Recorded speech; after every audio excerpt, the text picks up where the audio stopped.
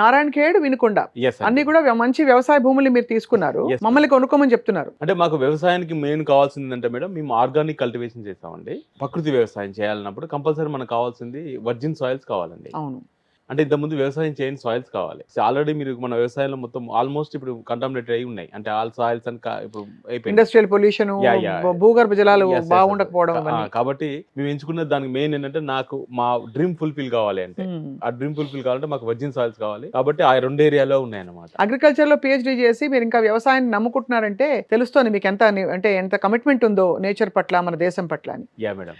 నేను కొనుక్కున్నాను అనుకోండి, నాలాంటి ప్రొఫెషనల్స్ కి టైం ఉండదు కదా వెళ్ళి అది వ్యవసాయం చేయించుకోవడం. సో ఏం చేస్తారు మా భూమి, మీ దగ్గర కొన్న భూమిని? సపోజ్ ఒక హాఫ్ ఎకర్ ల్యాండ్ మా దగ్గర తీసుకున్నారు అనుకోండి. సో అదే హాఫ్ ఎకర్ ల్యాండ్ మీకు పేరు మీద రిజిస్టర్ చేసి అదే ల్యాండ్ మేము లీజ్ తీసుకుంటామండి. సో లీజ్ తీసుకొని అందులో మేము కల్టివేషన్ చేస్తామండి. ఆ కల్టివేషన్ లో 2 టైప్ ఆఫ్ కల్టివేషన్స్ ఉంటాయి. ఒకటి వచ్చేసి కమర్షియల్ కల్టివేషన్ చేస్తాం మేడం. ఓకే. సో ఈ కమర్షియల్ కల్టివేషన్ మీద మాకు మంచి ఇన్కమ్ జనరేట్ అవుతుంది అనమాట. సో దీంతో పాటు మనం ఏం చేస్తామంటే డొమెస్టిక్ కల్టివేషన్స్ అని చెప్పేసి మనం పల్సెస్, వెజిటేబుల్స్, ఫ్రూట్స్ పండిస్తాం అనమాట.